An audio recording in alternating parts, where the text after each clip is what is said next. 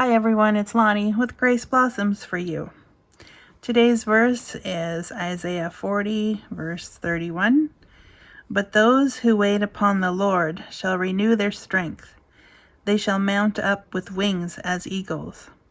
They shall run and not be weary. They shall walk and not faint. How encouraging is that? That's got to be one of my favorite verses ever, and I took that out of the Modern English Version.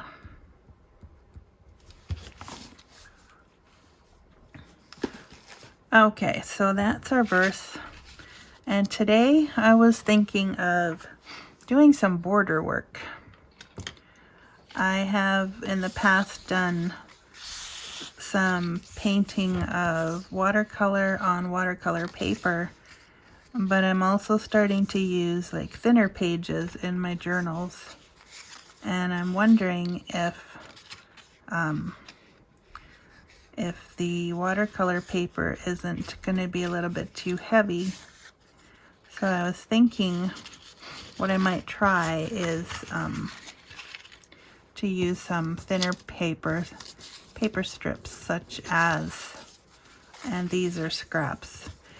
So I've got some coffee dyed copy paper, some plain copy paper, book page, I think that's from a music sheet, copy paper, book page. So yeah, and then what I was thinking of doing is, I don't know how this is going to work necessarily. I have some punches. I was thinking of playing with them, but it may not work because I would kind of need an inverted punch, I think. But let's try this, see what happens. So if I just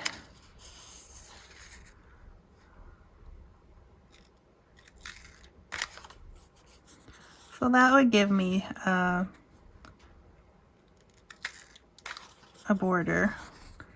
Looks like a scalloped border, and I'm using my 1-inch heart punch.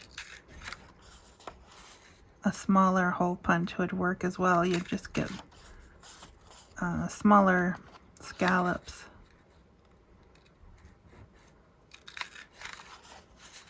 And two, you could cut something by hand if you wanted.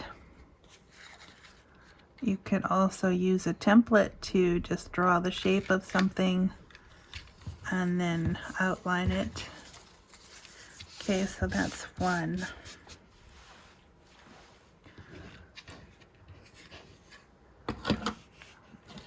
If I wanted to use my larger hole punch, well, it's not a hole, it's a circle punch, which makes a hole, I suppose. Okay, so I would make bigger scallops with this one, especially if I went to about halfway. My punch doesn't seem to like the thin paper.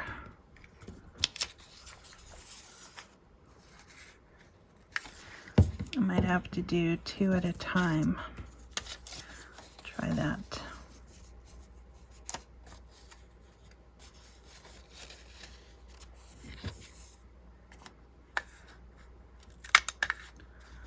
Yeah, that works better.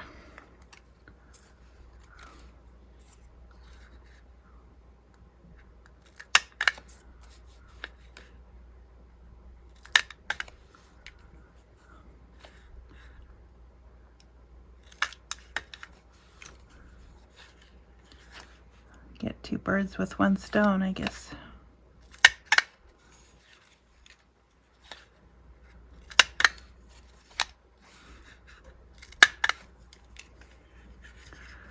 I think I did a video similar to this one before, but I was just thinking to make them on thinner paper. You know, you don't need watercolor paper just because you're using watercolors. And also, you wouldn't need to use watercolors if you didn't have them. You could use, I don't know, you could use whatever. Ink, you could use pencil crayons, colored, you know, crayons, anything you have that has color, felt pens, markers. I just like some of the, I like the subtlety of some of the watercolor, so that's why I'm going with that. Let's see, what else could I use? I do have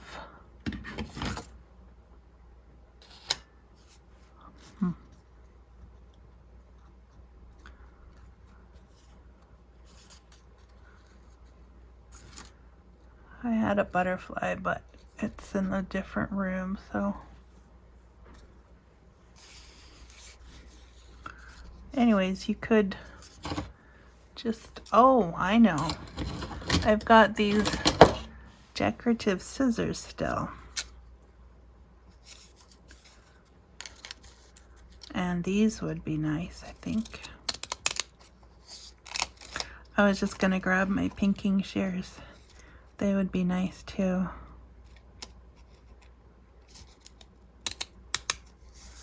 I tried to line up the pattern on these so that they look smoother. If I can.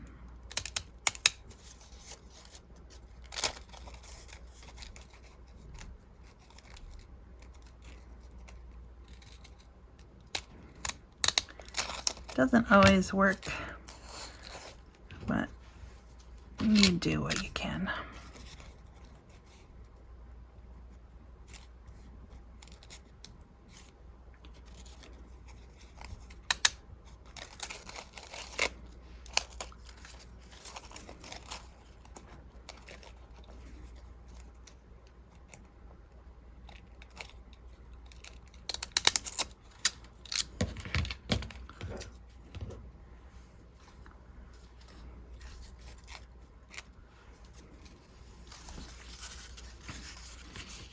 So there's that one, and I was thinking of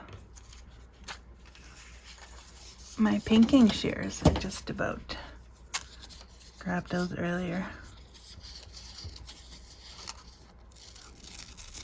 So whatever gives you a design, or you could just cut triangles too, or you could draw circular shapes and then cut them out.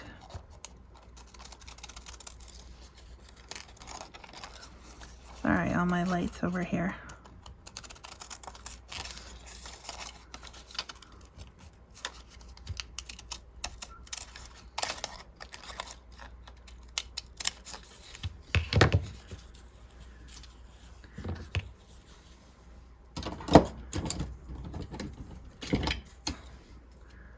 I also have this one which I really like.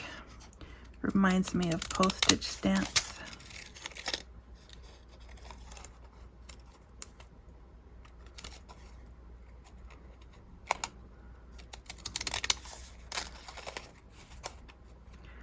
The watercolor strips, I didn't cut anything on the, I didn't edge them, I didn't give them a fancy border.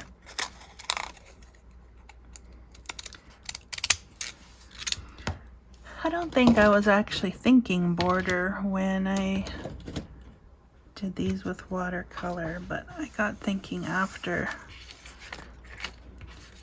because I was initially just going to draw on these, but we could, since these are already painted and dried, let's see what that does with this one.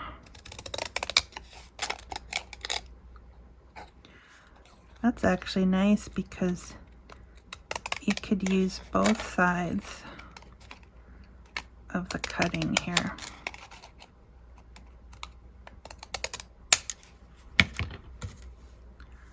You could keep that and use that on your page as well. And then this part you could definitely still use, and you could even go a little further in. If you make your strips narrower, and they are watercolor paper, they would get lighter if you make them narrower.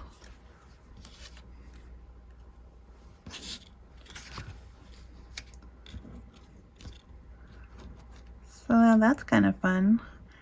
So the shape would be interesting enough. You wouldn't have to do any further embellishment if you didn't want to. And then you still have this whole, I guess that's a different piece. Never mind. But that's out of one strip, so you get, I mean, you could cut it down further if you wanted. Then with one of these, we could go back and try a bigger hole punch this time. See what happens, if anything.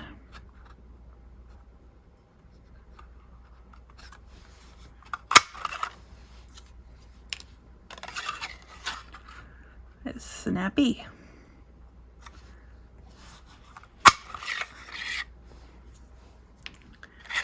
It's all landing on my shirt. That's all right.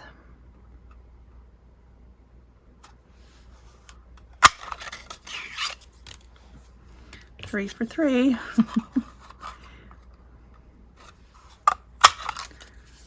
That missed me. Okay, so something like that. That could almost be like a crown. But there's that. And then you could also use the snippings from that. I could see those lighting up a border on a different side or a different page, such as if this was your journal, you could just attach that somewhere inconspicuous, or if you wanted to mark your Bible without actually marking it, you could insert these next to a special verse, like so. I think we limit ourselves so much by thinking we have to be fancy and stuff like that when we don't really. Now see, this I could have cut by hand if I had made the design first. So look at that, all my scrap pieces of strip here already have a design in them. Okay, so I want to paint those a little bit. I need something in the background.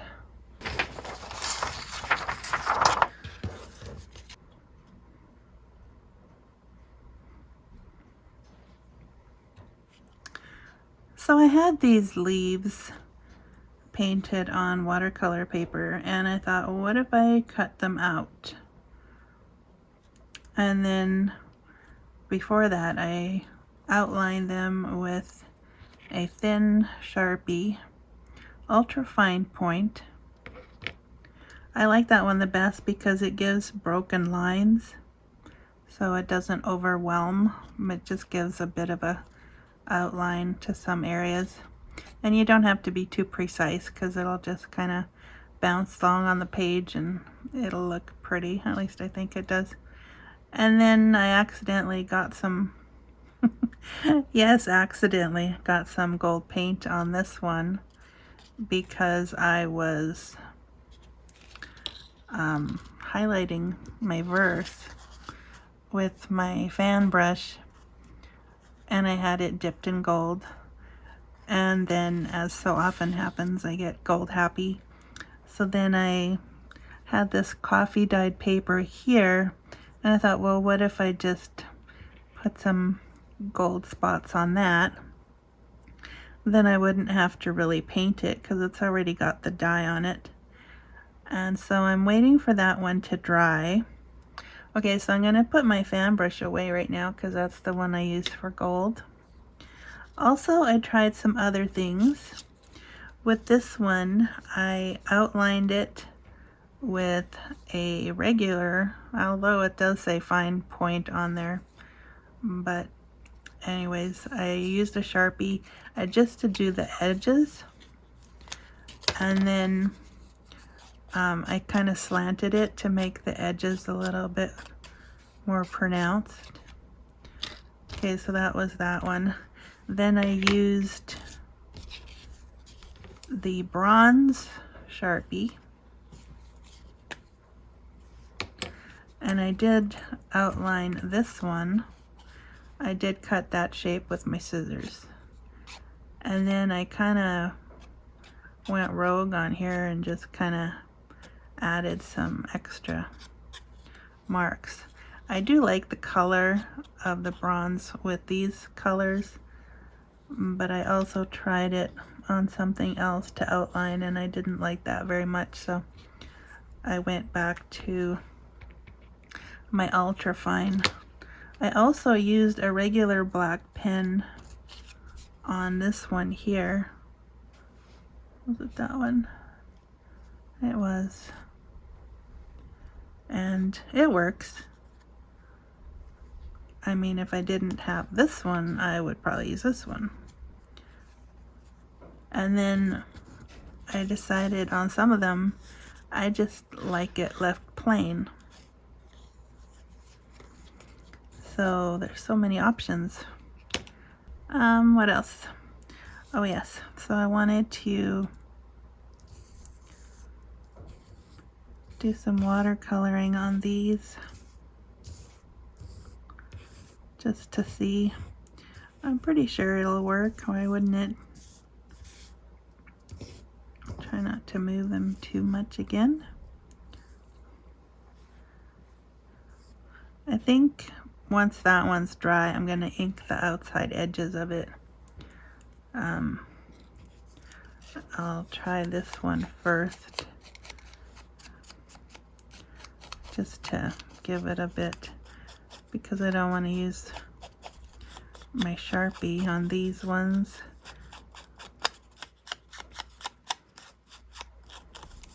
Just want to see what it will look like if I give it a little bit of an outline.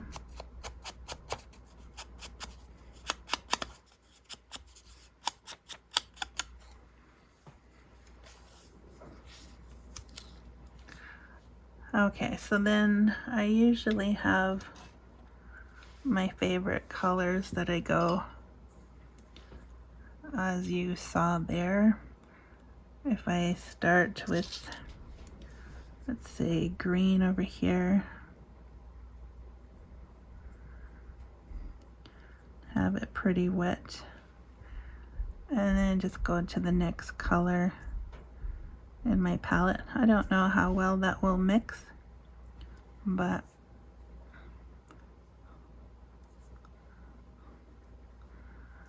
that color didn't do much.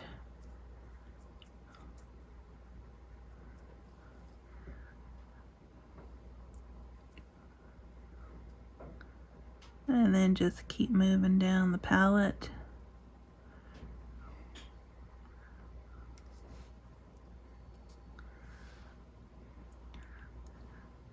Need something to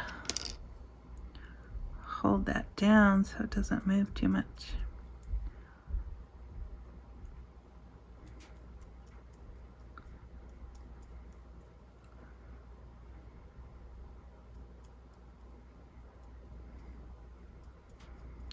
Something like that.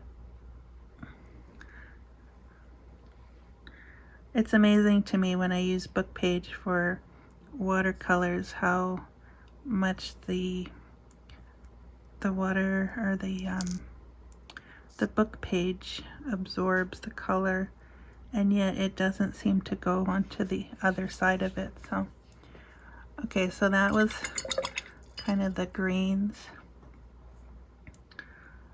let's try some of the blues. See what we get. I'll go on this one without inking the edges.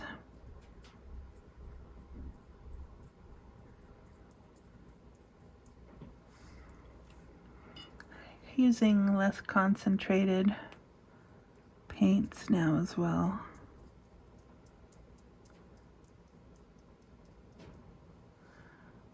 I don't mind that blue next to that one. And I'm just using the straight colors. I don't know what they're called.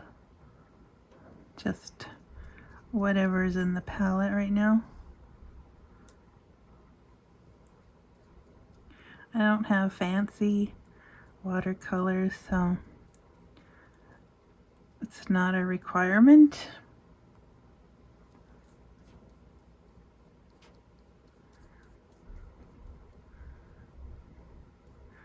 And of course, it'll dry faster if you don't use so much water.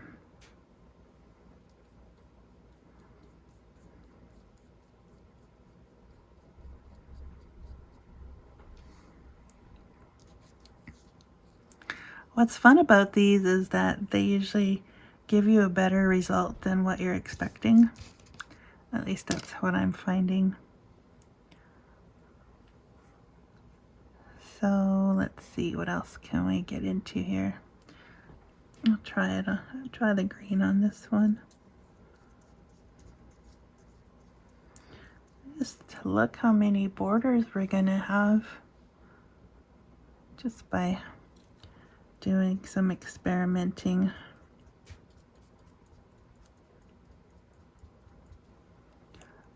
And too, they don't have to be page borders. They can be borders to envelopes or tags or anything really.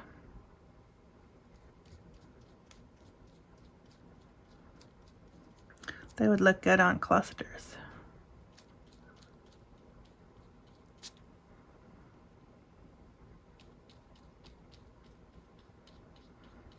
So many ideas, so little time.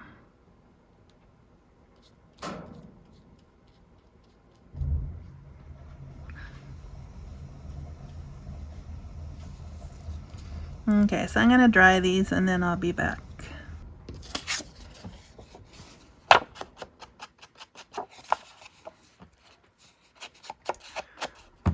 So I decided to ink my verse index card here.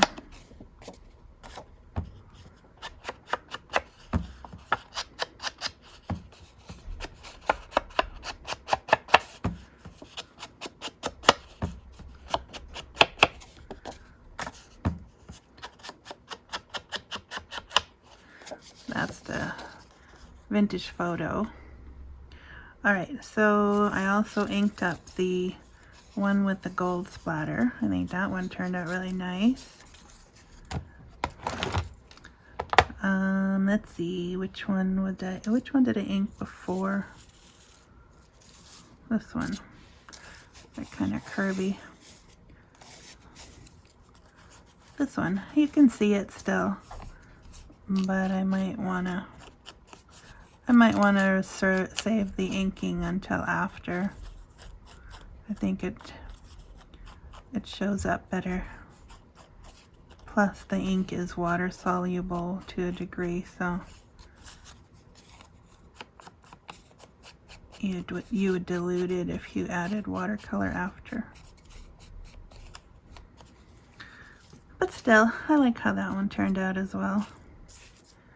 I like them all really. It's just fun to see how different paper will react. And so yeah, just a little pile of messy paper strips today, but fun nonetheless. So I hope you enjoyed that. And if you did, give me a like. If you didn't, never mind. Anyways, I will see you guys next time. Have a great week and the rest of the week and the weekend. I'll see you next week, I think. Lord willing. Alright. Bye for now.